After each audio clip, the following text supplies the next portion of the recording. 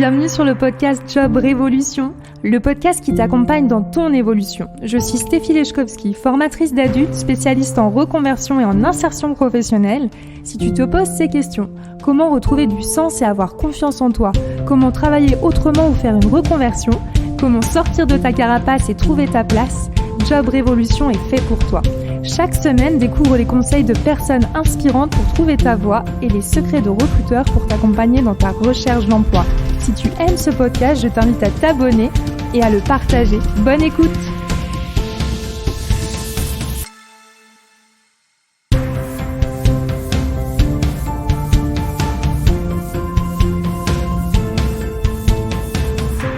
Bienvenue dans ce nouvel épisode de Job Révolution consacré à la reconversion professionnelle avec comme invitée Rachel Delima qui est consultante RH spécialiste en recrutement et marque employeur.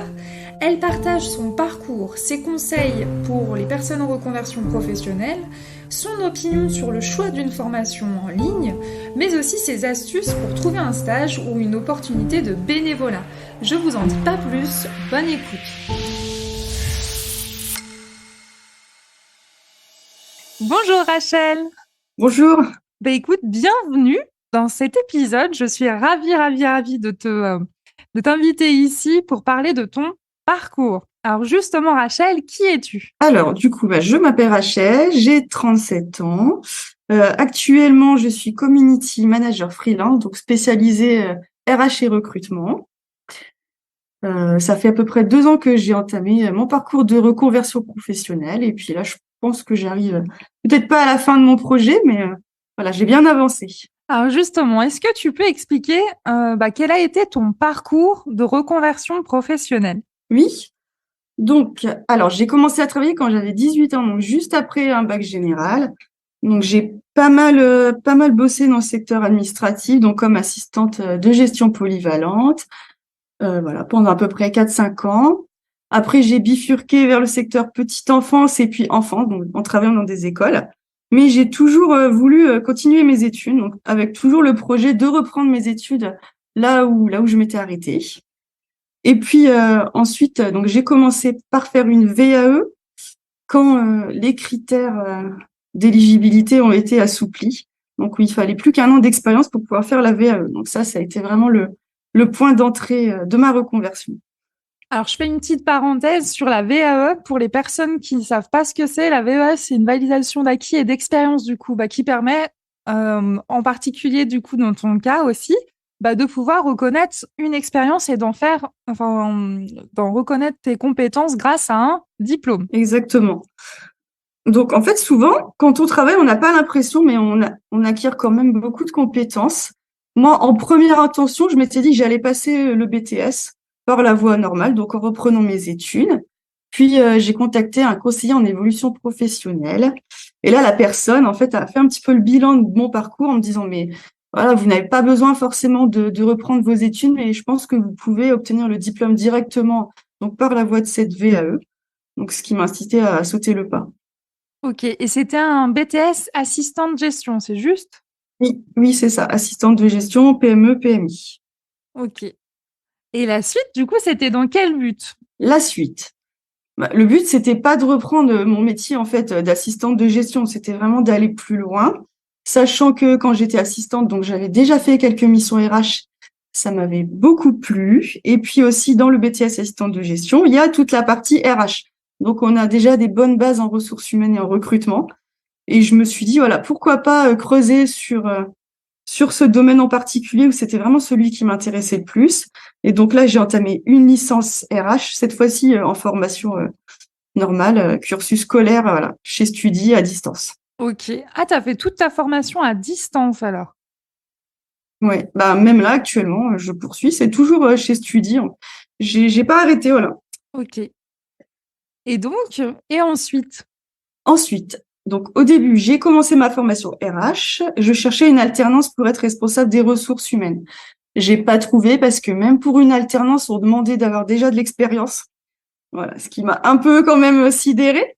Et j'ai été contactée par un cabinet de recrutement qui faisait aussi de l'intérim. Il cherchait une personne. Donc c'est comme ça que je suis arrivée dans le recrutement. Là, je me suis dit pourquoi pas, l'alternance, ça va prendre le relais du financement de ma formation, ça me permet d'avoir aussi de l'expérience et puis de tester un métier que je connaissais pas forcément, même si l'objectif principal, c'était pas d'être recruteuse. Mais du coup, j'ai fait ça pendant...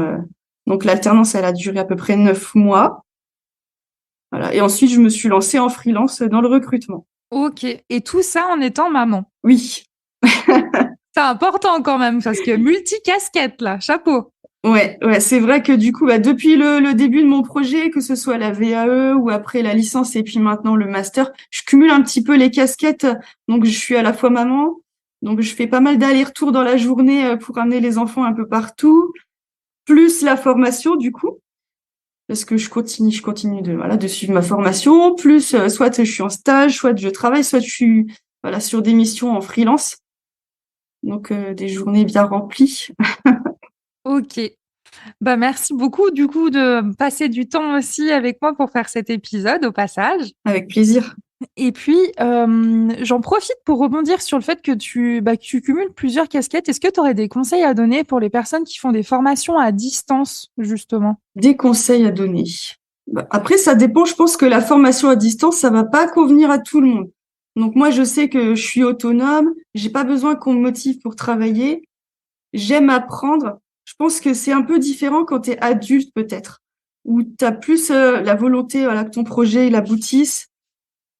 Tu as envie vraiment de développer des compétences et puis de pouvoir t'insérer sur le marché du travail dans les meilleures conditions. Donc moi, voilà, comparé à mon parcours scolaire quand j'étais plus jeune, je dirais il y a plus d'implication. Et ouais, tu fais vraiment la formation avec plaisir. Et puis par rapport à la formation à distance, ouais, faut pas être trop démotivé, quoi. Donc faut vraiment savoir se challenger un peu tous les matins en disant allez, j'y vais. Et puis voilà, je me laisse pas abattre s'il y a des choses que je comprends pas. Après, selon l'organisme de formation dans lequel tu es, moi je sais que par exemple les professeurs sont disponibles. Donc on n'a pas que des cours en fait sur papier, quoi. Il y a des sessions en live, donc où on peut poser les questions, où on voit un peu les sujets, mais plus avec un angle pratique. Ok, Donc par exemple, je parle pour Studi parce que je connais pas les autres organismes, mais c'est vrai que Studi, les cours en papier sont assez théoriques, mais après tout ce qui est, on a beaucoup d'exercices pratiques, de travail sur des cas concrets. Même les examens, en fait, c'est vraiment, c'est pas des examens théoriques. ok, C'est vraiment basé sur des situations pratiques. Même en RH, c'était sur des entreprises qui existaient vraiment ok. et qui avaient accepté de participer au cas pratique. Donc ça, je trouve que ouais, ça change parce que du coup, tu arrives déjà sur le marché du travail où tu vois un peu comment les entreprises fonctionnent et puis comment est-ce que ce que tu as appris, ça peut se mettre en application. Complètement. Puis du coup, entre travailler sur un projet qui est fictif ou un projet qui est réel, j'imagine que même pour toi, en termes d'implication, puis même de reconnaissance, ça veut dire que déjà, même quand tu es en formation, il te laisse l'opportunité d'apprendre sur le terrain, quoi. Exactement. Donc du coup, pour les personnes qui n'auraient pas beaucoup d'expérience ou pas du tout d'expérience, moi, je conseillerais de mettre en avant vraiment le travail sur les cas pratiques, de montrer que certes, on sort de formation, mais on a travaillé sur des cas d'entreprise réels. Donc, on est tout à fait apte à pouvoir travailler puis être efficace tout de suite. Ok. Pour en revenir aussi à ton parcours, du coup, est-ce qu'on peut parler aussi de du stage justement que tu as trouvé à NeoStaff? Oui, Alors, est-ce que tu peux en dire plus sur comment est-ce que finalement tu as trouvé ce stage, pourquoi tu t'es dirigé oui, vers ce stage et puis les particularités du recrutement? d'accord. Donc, du coup, le stage chez Neostaff, je connaissais déjà un petit peu Louis Desflus, donc qui allait être mon manager chez Neostaff, parce que je suivais ses posts. Il m'avait donné pas mal de conseils aussi quand j'avais débarqué sur LinkedIn. Donc, j'étais recruteuse indépendante, mais ça me convenait pas forcément.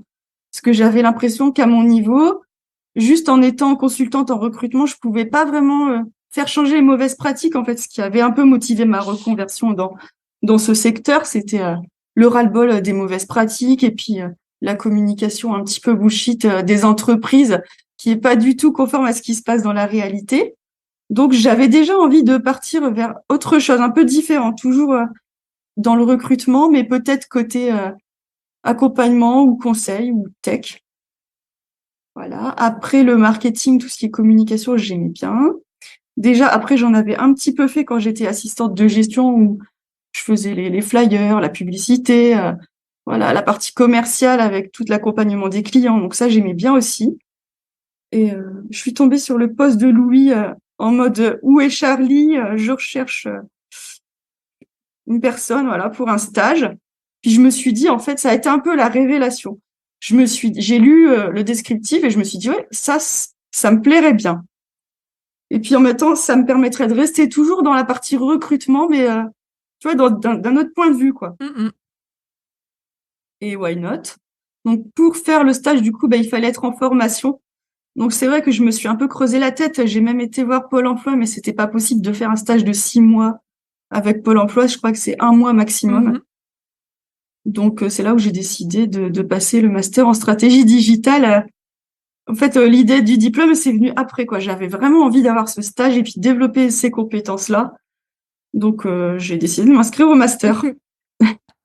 Ah, c'est génial. Bah, bravo en tout cas d'avoir fait la démarche, puis aussi d'avoir fait le saut en fait. Donc si je comprends bien, la question aussi que j'aime bien poser, c'est quel a été aussi tes déclics. Mais en fait, toi, tu as vraiment été à l'écoute des opportunités et quelque part, il y en a eu plusieurs. Donc, est-ce que toi, Ouais. tu arriverais à pouvoir illustrer des déclics précis où tu t'es dit, là, c'est bon, j'y vais. Qu'est-ce qui a fait que, par exemple, tu as eu envie de te lancer avec eux en particulier? Enfin, en tout cas, pour ce stage plutôt. C'était les activités? Ouais. Le poste, l'émission, et puis plus, je pense, la personnalité de OK. Louis, où je trouvais que c'était un peu décalé, mais tout en étant bienveillant. Voilà, ça avait l'air d'être une entreprise, du coup, Neostaff qui était assez agile, où il y avait de l'innovation, enfin, vraiment, où on encourageait un peu les gens à être la meilleure version d'eux-mêmes.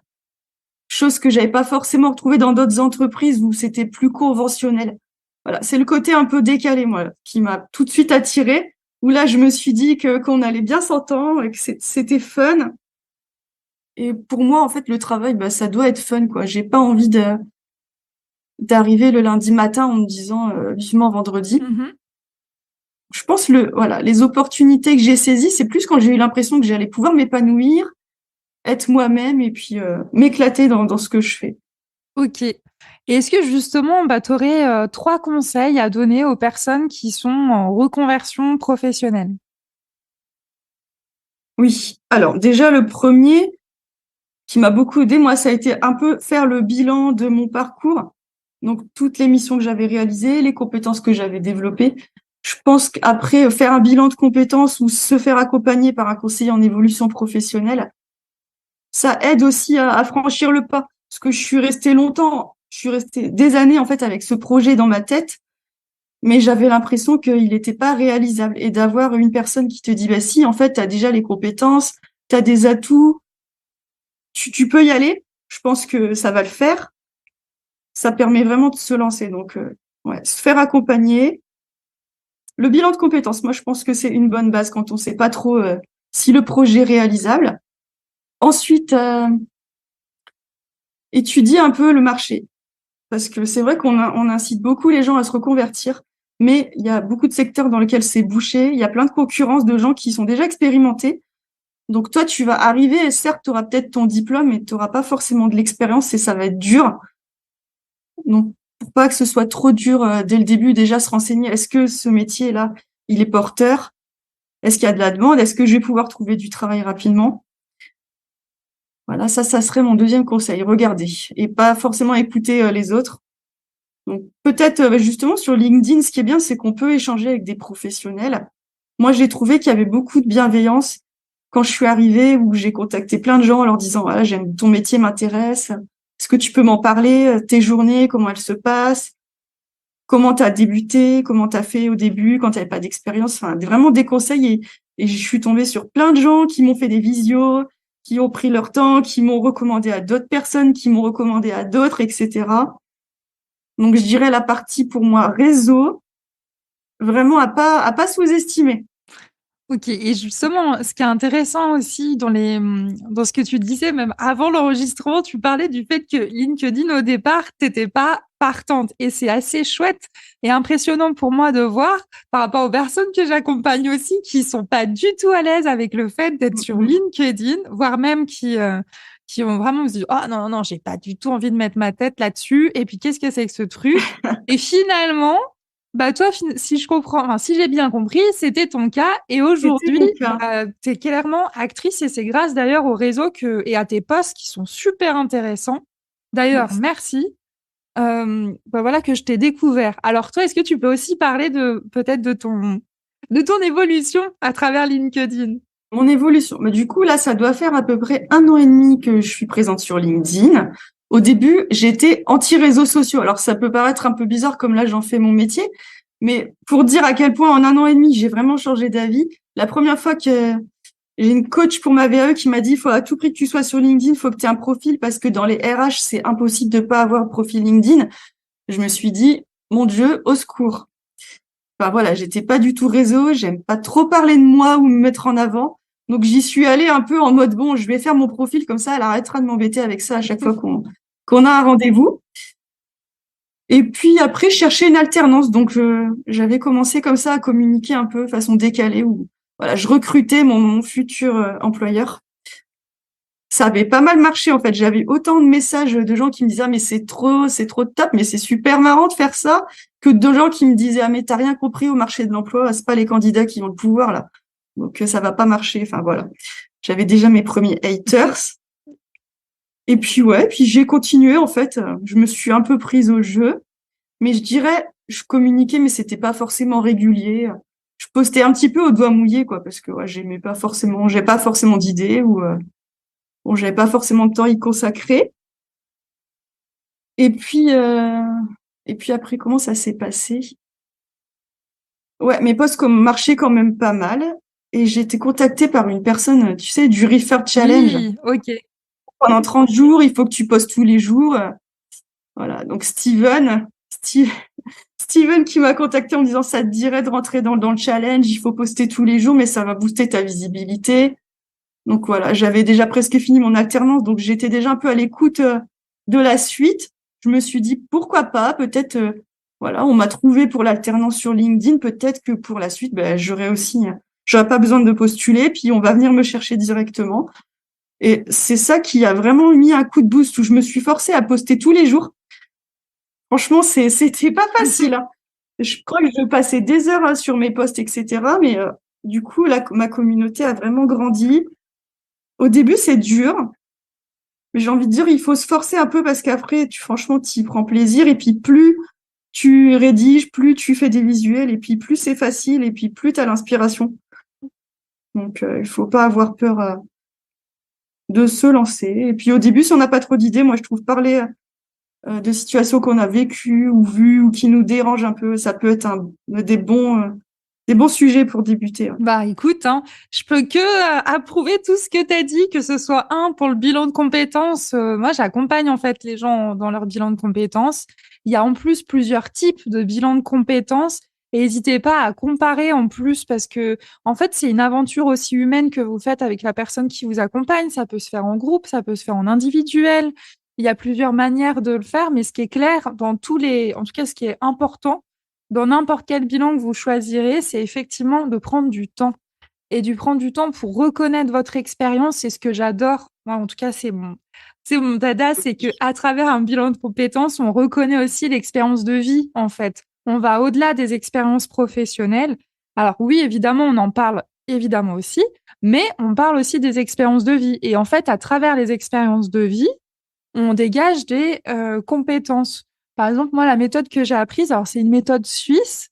À la base, c'était une méthode pour faire reconnaître les compétences des femmes au foyer, en fait, pour pouvoir les réinsérer sur le marché du travail. Alors, vu mon vécu, forcément, ça m'a parlé. Mm, mm. Et donc, aujourd'hui, ça me tient vraiment à cœur aussi de mettre ça en lumière. C'est que pour moi, le super pouvoir du bilan de compétences, au-delà du côté que c'est intéressant pour avoir un inventaire de vos compétences, c'est juste prendre conscience que vos compétences, elles se résument pas justement à des bouts de papier, parce que ça reste des bouts de papier, les diplômes et compagnie, mais toute votre vie, en fait, vous êtes une personne unique, vous avez des compétences vous pouvez les repérer grâce à un tas d'expériences du quotidien et des expériences aussi qui vous ont marqué. Et je voulais revenir aussi sur ce que tu disais par rapport à Refaire, parce Ouais. que moi aussi, j'ai fait le challenge Refaire. Et d'ailleurs, je connais aussi Steven. Et effectivement, pour moi, j'avoue, c'est compliqué de faire des posts tous les jours, etc. Mais effectivement, le fait de se dire, OK, sur une durée limitée, je teste, ça permet aussi de voir si oui ou non, bah, effectivement, il y a des retours et si Mm. ça permet d'étendre son réseau. Et moi, personnellement, bah, par rapport à ce que tu disais, oser demander, oser faire oser en fait faire des rencontres sur LinkedIn sans spécialement avoir d'attente précise, mais juste pour découvrir la personne, son métier, son univers. Je pense que ça, pour moi, Refaire, ça a été génial et c'est grâce à Caroline Mignot, Ouais. du coup, et puis bah, toutes les autres personnes que j'ai rencontrées grâce à Refaire, que ça a boosté aussi pour moi, en tout cas, le sens de LinkedIn. Après, c'est vrai que aujourd'hui, pour être honnête avec toi, je reste encore tranquillou, je fais pas trop des posts réguliers, mais quand j'en fais, c'est des posts qui me tiennent à cœur. Et puis, j'ai aussi l'envie d'être disponible. Ça veut dire que j'ai pas envie de faire des posts tous les jours si je sais que je vais pas répondre avant 7 jours, quoi. Mm, mm. Voilà. Je me demande si on s'est pas connus grâce à Refaire, en fait. Mais c'est possible, hein. Parce que C'est peut-être, possible. ouais. C'est marrant, je viens de prendre conscience de ça. Ouais, ça se trouve, c'est ça, hein. Mais Ouais. ouais. Moi, je sais Bon, qu'avant lui, j'avais vu tes posts, mais je sais pas, j'étais pas je du crois tout à qu'on était en Réfère. même temps dans le challenge, Ah bon? il me semble. C'est possible.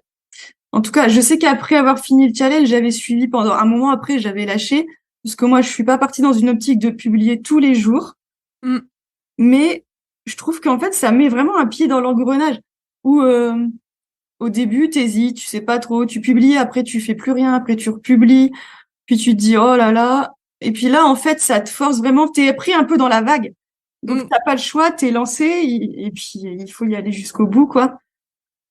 Puis ensuite, voilà, ça permet vraiment de développer son réseau, surtout au début quand tu arrives où tu as 10 abonnés, Mm. c'est pas forcément terrible. Donc là, ça monte très vite, ça te permet d'avoir un petit peu une crédibilité aussi Puis il y quand avait tu beaucoup parles. d'échanges. Ça, Ouais, c'est ça. Et pour le coup, ça me manque, moi, de Refaire, j'avoue. ouais, ouais. C'était cet esprit hyper collectif où on s'écoutait les uns les autres. Après, il y a eu tellement de personnes, ça devenait, pour moi en tout cas, difficile de pouvoir rebondir sur tout le monde. Et pourtant, il y avait énormément de contenu qui était intéressant. Ouais. Enfin bon, bah écoute, merci. Et puis, toi, est-ce qu'il y a voilà, est-ce que tu as rencontré aussi des difficultés et comment tu as fait pour pouvoir les dépasser, justement, tes difficultés à travers ton parcours? Les difficultés en reconversion, Ouais. bah, la difficulté principale en reconversion, c'est le manque d'expérience pour moi. Donc du coup, bah, comment j'ai fait pour mon BTS, c'était une VAE, donc j'ai appuyé sur mes expériences précédentes. Voilà, Mhm. certes, en fait, elles étaient assez anciennes parce que quand j'ai fait ma VAE, ça faisait 10 ans que j'étais plus dans le métier. Donc, ça a Mm. été un peu compliqué de me remémorer tout ce que je faisais, mais, mais ça va. Voilà, c'est un gros travail, mais ça sert énormément. C'est une bonne base. En même temps, on identifie ses atouts, on voit ce qu'on veut faire et puis ce qu'on veut plus faire. Donc après, ben, pour la licence, ça a été l'alternance qui m'a permis d'acquérir de l'expérience. Et puis pour le master, c'est le stage. Donc moi, je pense que ou l'alternance ou le stage, en fait, c'est une bonne voie d'entrée dans la vie active quand on est en reconversion. Juste le diplôme, faut pas écouter parce que certaines écoles vous disent vous allez passer le diplôme, c'est bon, vous pouvez être Mm. tu vois responsable, etc. Sauf que bah non, c'est pas vrai. Je suis désolée. Il y a qu'à regarder les offres d'emploi. On recherche que des personnes qui ont entre 2 et 5 ans d'expérience. Donc du coup, bah, cette expérience, pour l'acquérir, il va falloir soit trouver un stage. Donc faut y penser quand on est en formation, parce qu'une fois qu'on est parti, qu'on a terminé, qu'on a le diplôme, on peut plus faire le stage. Donc soit de faire le stage, soit de faire une alternance. Ou alors moi aussi, ce que j'avais fait, c'est que j'ai fait du bénévolat en tant que chargée de mission RH.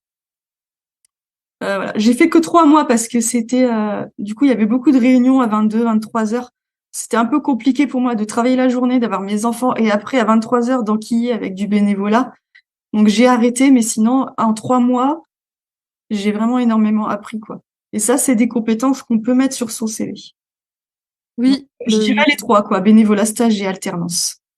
Moi, je suis passée partout. J'ai fait l'alternance au début, mais tout simplement parce que j'en avais marre de l'école, en toute honnêteté, Mm. puis que j'avais besoin de travailler. Enfin, je comprenais pas comment on pouvait, enfin, comment un employeur pouvait en fait nous prendre sans avoir d'expérience aussi derrière.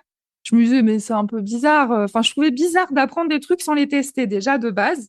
Et donc, j'avais fait une alternance et après, ma reconversion, sincèrement, mais comme tu l'as dit, moi, j'ai commencé grâce en fait au bénévolat. Et sans le bénévolat, j'aurais pas pu faire mon stage qui m'a permis de faire après mon métier, en passant du coup du commerce à l'insertion professionnelle. Tout à fait.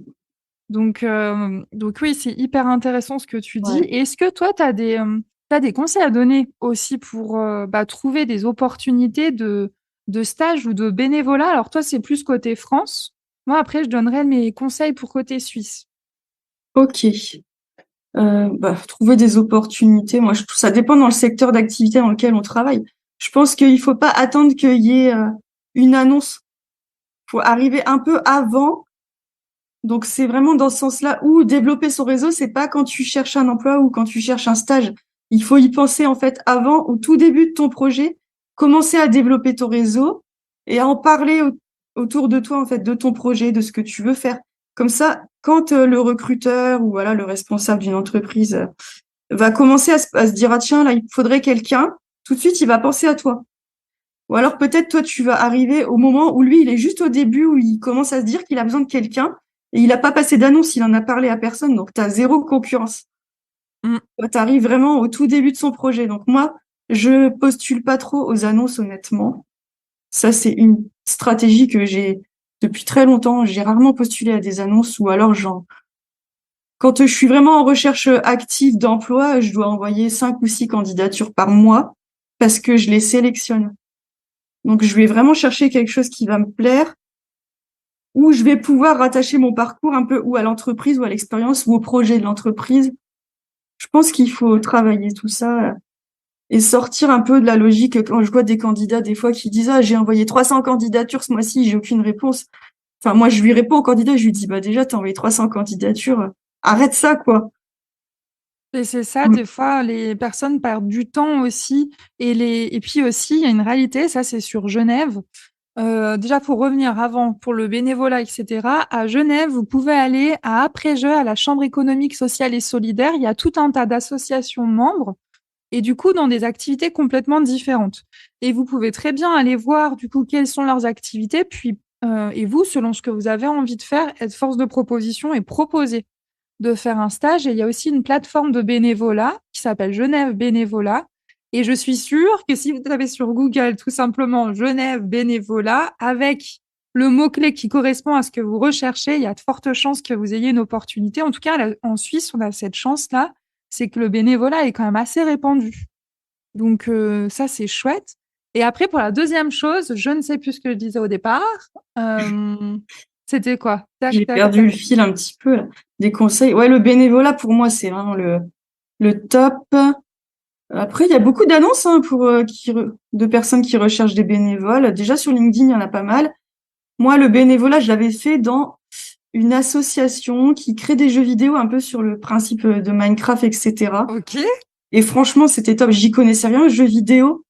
Je vais même dire, c'est encore un truc similaire avec mon parcours LinkedIn. Je détestais les jeux vidéo. Mais ils cherchaient une chargée de mission RH. Et j'avais pas beaucoup d'expérience. Donc, je me suis dit, bon, allez, je vais y aller, on verra bien. Et franchement, ça m'a fait vraiment changer d'avis sur le jeu vidéo. Donc, je pense explorer des domaines d'activité qu'on connaît pas forcément, voire dans lesquels on a un peu des préjugés. Et c'est des expériences où on développe vraiment des compétences uniques. Mm.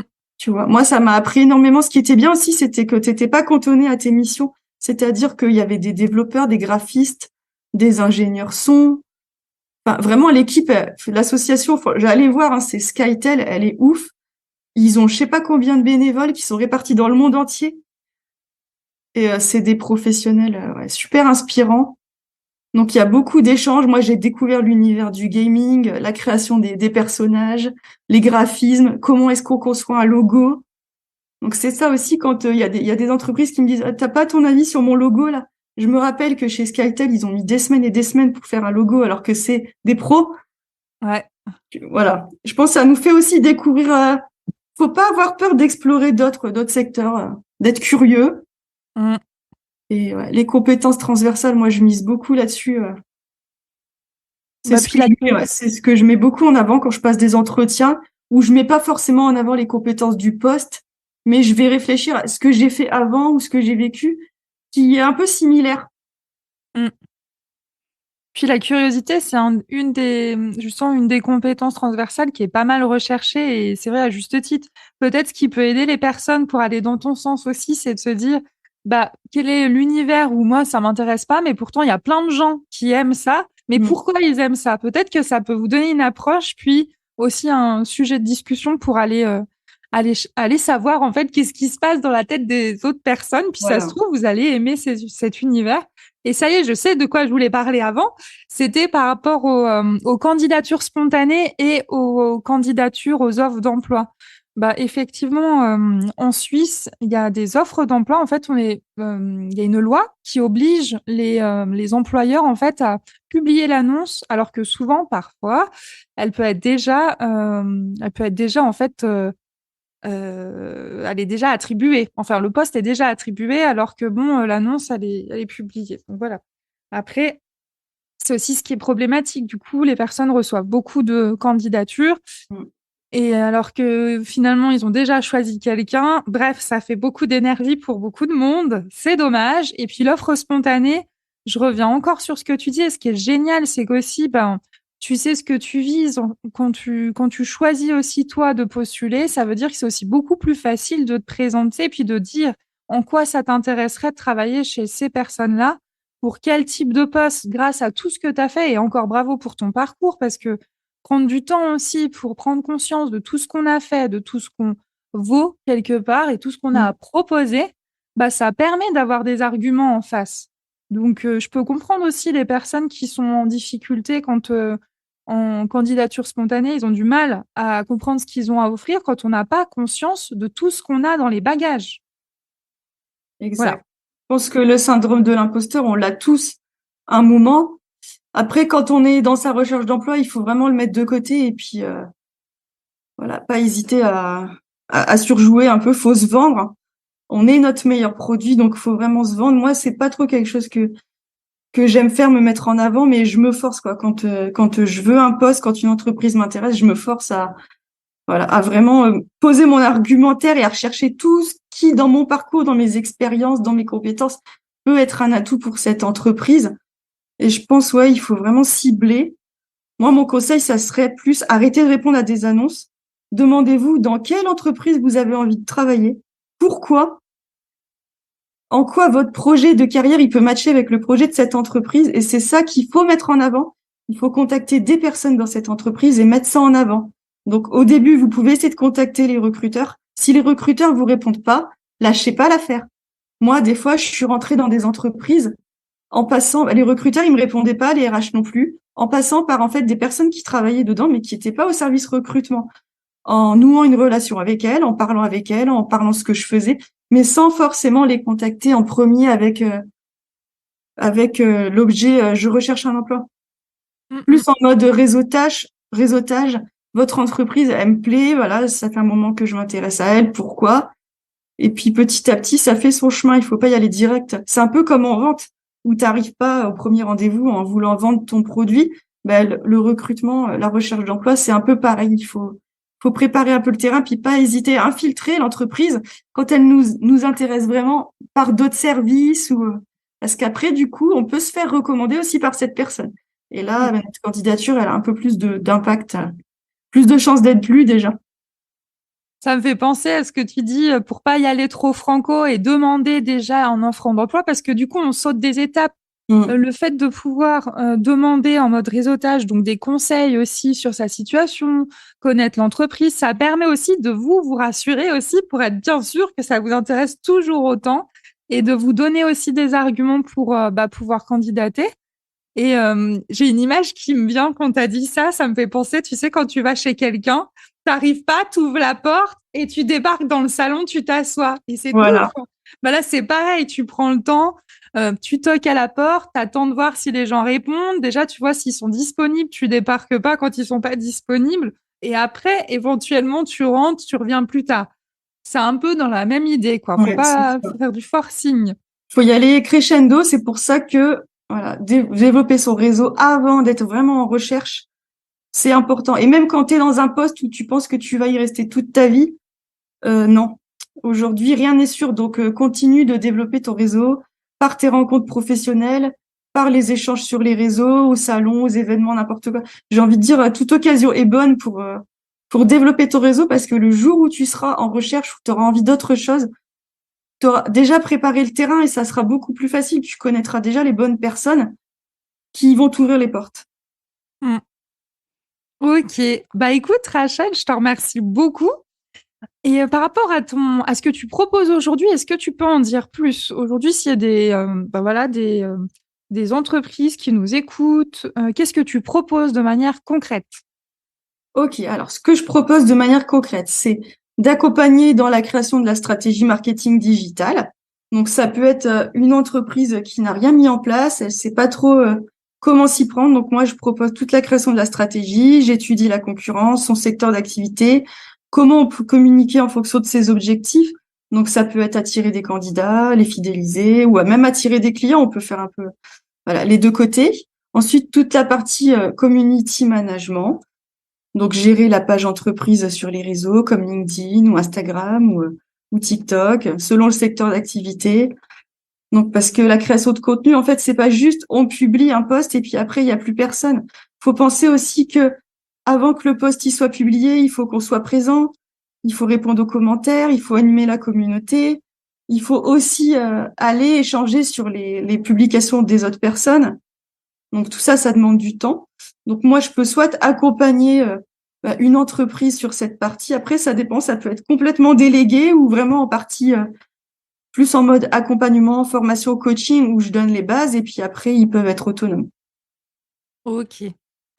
Et tout ça aussi, tu proposes aussi des publications, c'est ça, justement, sur tout ce qui est RH, c'est juste, hein? Oui, donc spécialisé toujours RH, recrutement, puisque c'est ma formation, c'est mon parcours, donc ça me permet de parler au nom de l'entreprise en sachant de quoi je parle. Je trouve que Ok. c'est important aussi d'avoir une vision vraiment de la réalité du terrain et pas juste de la communication. Et puis après, le candidat va arriver dans l'entreprise et en fait, il n'y a rien qui va ressembler à ce qu'on lui a vendu sur le réseau ou sur le site web, quoi. Ok. Bah écoute, merci beaucoup. Et est-ce que du coup, tu vas poursuivre aussi quelques publications pour les personnes qui recherchent aussi un emploi? Parce que ça, franchement, à chaque fois, tu donnes des conseils hyper bienveillants et très, très concrets. Est-ce que Serge lève la main? Parce que c'est ta mascotte, du coup. Ouais, c'est ma mascotte. C'est vrai que du coup, là, comme je me suis plus spécialisée à destination des entreprises, j'ai arrêté un peu les conseils en recherche d'emploi. Donc, je sais pas, pourquoi pas. J'avais beaucoup de candidats qui me suivaient, ils me disaient qui mettaient en application et puis du coup, ça leur permettait d'être plus en confiance dans leur recherche d'emploi. Donc ça fait toujours plaisir. Je sais pas. Non, moi, j'avais prévu d'arrêter en fait et de me consacrer vraiment à la partie accompagnement des entreprises, des recruteurs ou des services RH qui souhaitent communiquer sur le web et les réseaux en étant authentique, mais en même temps en se démarquant parce que je trouve que là, en matière de recrutement de RH, on voit un peu beaucoup la même chose. Donc moi, j'ai envie de partir plus dans un concept un peu fun, décalé, légèrement, tout en restant bienveillant, mais du coup, ça permet peut-être de toucher plus la nouvelle génération. Ouais. Ok, d'accord. Bah écoute, je te remercie. De toute façon, dans le lien je fais toujours un article en fait de l'épisode sur mon site. Je mettrai des liens des articles que j'ai adorés. Alors, il risque d'en avoir beaucoup sur la recherche d'emploi que tu as rédigé. Je me permettrai de reprendre les liens. Et comme ça, pour les personnes que ça intéresse, allez voir parce que voilà, effectivement, ce sont vraiment des conseils à mettre en application facilement. Et puis, bah, pour te suivre, si j'ai bien compris, on peut te trouver où? Alors, sur LinkedIn? Sur LinkedIn, là, j'ai commencé sur Instagram, mais c'est tout récent, donc je vais voir si ça fonctionne ou pas. Je parle plus aux professionnels des RH et du recrutement qui sont quand même assez concentrés sur LinkedIn. On va voir après, next step, ça serait d'avoir mon site web, si ça fonctionne bien, peut-être une newsletter À voir. Ok. Et t'es sur TikTok aussi alors? Non, pas encore, non. Ok. Non, j'ai Me pas parle. sauté le pas de TikTok, ouais. Ok, parce que justement, je vois beaucoup, je me permets de prendre encore juste une minute pour aborder le sujet par rapport justement aux méthodes de recrutement. J'ai remarqué qu'il y a des tests en ce moment sur TikTok, sur bah voilà, comment les entreprises peuvent aller sur TikTok puis faire parler d'elles, attirer des candidats. Toi, t'en penses quoi? Est-ce que tu as suivi un petit peu le mouvement? Ouais, j'ai suivi. Quand je recrutais, c'est vrai que je me tâtais un petit peu à aller sur TikTok. Après, j'aime pas trop certaines communications en mode on fait des chorégraphies ou des grimaces, tu vois. Donc, bah, c'est pas trop un terrain sur lequel j'aimerais aller. Après, je pense plus en mode gamification du recrutement. Ça peut être sympa. Et puis, du coup, aider à recruter. Si notre cible est plutôt jeune, clairement, ils sont sur TikTok, donc à suivre. Mais ouais, moi, je dirais plus gamification ou petites vidéos un peu marrantes. Peut-être apporter un angle de vue différent sur des métiers qui sont pas forcément très glamour auprès de la jeune génération. Ouais, ça peut aider, je pense, dans certains secteurs d'activité qui ont besoin de donner un petit coup de modernisation à leur image. Ok. Bon, bah écoute, Rachel, est-ce que tu aurais encore un conseil ou un mot à dire aux personnes qui nous écoutent? Aux personnes qui vous écoutent. Pour les candidats, moi, je dirais d'avoir confiance et puis toujours regarder en avant. Il faut pas regretter les choix que vous avez pu prendre. Et puis moi, je pense que c'est pas tellement les candidats qui ont besoin de s'améliorer parce que je trouve qu'ils ont fait beaucoup d'efforts, voilà, pour se présenter, pour préparer leur pitch en entretien, pour faire un beau CV. Moi, pour moi, l'effort, il est plutôt du côté des entreprises. Je vais pas dire des recruteurs parce que je trouve que les recruteurs d'aujourd'hui sont différents des recruteurs d'avant. On a une bonne mentalité avec des bonnes pratiques. Et en fait, on est vraiment du côté candidat où on essaye de faire évoluer un petit peu tout ce qu'on voit qui nous plaît pas. Pour moi, l'effort à faire, il est plutôt côté entreprise, d'arrêter avec les mauvaises pratiques, la discrimination, les préjugés, et de recruter différemment. Voilà, les candidats, il y en a plein. Donc, les difficultés de recrutement, moi, j'y crois pas du tout, honnêtement. Je pense que vraiment, il y a un problème où il faut qu'on change de regard sur les candidats et on n'aura plus de problème de recrutement. Et pour rebondir sur ce que tu disais tout à l'heure aussi, répondre aux personnes qui répondre en fait aux personnes qui demandent pourquoi ils ont été refusés aussi, ou au moins donner une réponse que les personnes Exactement. n'attendent pas. Parce que comme tu disais, toi qui as été de l'autre côté du bureau aussi, bah, tu le dis, c'est quand même quelque chose de faisable de C'est répondre. faisable. Ouais. Quand j'entends des recruteurs qui me disent, ah, mais moi, je reçois 100 candidatures par jour, c'est impossible de répondre à tout le monde.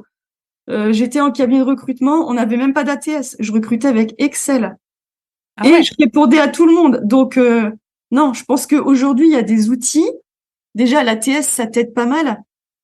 Voilà, je dis Mhm. pas d'appeler tous les candidats au téléphone pour le premier refus, juste un mail avec la raison, c'est suffisant. Et après, ceux qui ont passé un entretien ou que tu as eu en précal au téléphone, la moindre des choses, c'est de les rappeler pour leur dire la vérité, quoi. Parce que Mhm. moi, il y a quelque chose qui m'énerve, c'est la phrase votre profil n'a pas retenu notre attention, enfin voilà quoi. Ou sans nouvelles dans 15 jours, veuillez considérer que vous n'êtes pas retenu. Ça Aïe. sert à rien. Puis souvent, les candidats, en fait, ils repostulent sans arrêt. Dès Mm. qu'ils voient que l'annonce est republiée, hop, ils repostulent. Donc, ouais, bah, tu reçois 100 candidatures, mais regarde bien dans les 100 candidatures que tu reçois, je suis sûre que il y a un tiers facile. C'est déjà des candidats qui ont déjà postulé, mais auxquels t'as pas donné les raisons de refus clairement, et donc, bah, ils continuent d'espérer. Ouais, complètement. Alors que pour le coup, pour les personnes qui donnent les raisons, ça peut, un an plus tard ou 2 ans plus tard, si on a travaillé sur notre profil, si on a acquéri une nouvelle compétence, ou en tout cas si justement on a compris ce qui nous manquait Mm, et mm. qu'on repostule à un poste, là, ça peut donner une opportunité, mais encore faut-il savoir pourquoi on n'a pas été recruté. Exact. Donc, ouais. Ouais. Donner un feedback, moi, je pense que ça prend pas longtemps. Ouais, je comprends pas en fait les entreprises qui disent. Après, c'est un peu comme la même chose que les candidats, quoi. Si tu envoies 300 candidatures par mois ou si tu reçois 300 candidatures par mois par rapport à une dizaine de postes sur lesquels tu recrutes, enfin, c'est un peu bizarre, quoi. Tu vois, si tu reçois trop de volume de candidatures, peut-être et qui sont pas du tout adaptés à ce que tu recherches, bah, je pense qu'il y a un problème déjà de définition du besoin. Et puis des critères, les critères sont pas clairs. Donc t'attires un petit peu tous les candidats, quoi. Peut-être d'être plus précis au niveau de l'annonce pour attirer les bonnes personnes et du coup avoir moins de candidatures, mais plus qualitatives, et là où tu as vraiment le temps de faire des retours personnalisés aux personnes. C'est rigolo parce que finalement, c'est un peu le même conseil qu'on donne côté candidat et côté recruteur, personnalisé.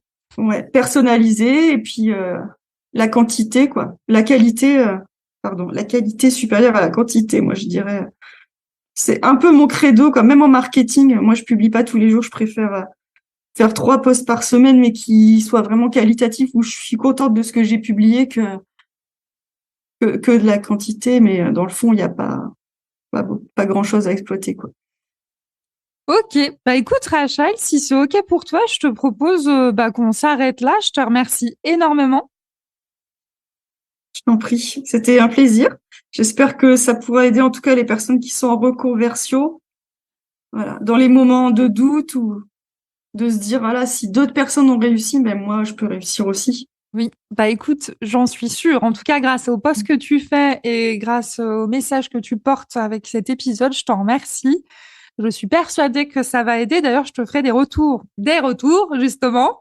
Et n'hésitez pas, ceux qui nous écoutent aussi, à aller envoyer un petit mot à Rachel. Je sais qu'il y en a qui n'osent pas forcément, mais n'hésitez pas quand vous avez que ça vous a aidé, en fait, les conseils que vous avez pu entendre. N'hésitez pas à aller contacter la personne sur LinkedIn, de dire j'ai écouté l'épisode, merci.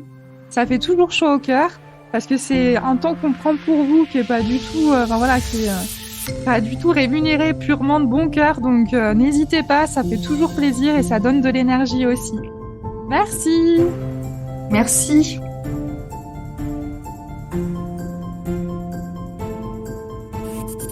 Merci d'avoir écouté cet épisode en entier. Un grand merci à toi Rachel pour le partage de ton expérience et tes conseils concrets. Je vous invite à partager cet épisode avec les personnes que ça pourrait intéresser. Et puis, évidemment, mettez des étoiles sur Apple Podcasts pour faire briller ce podcast. À très vite.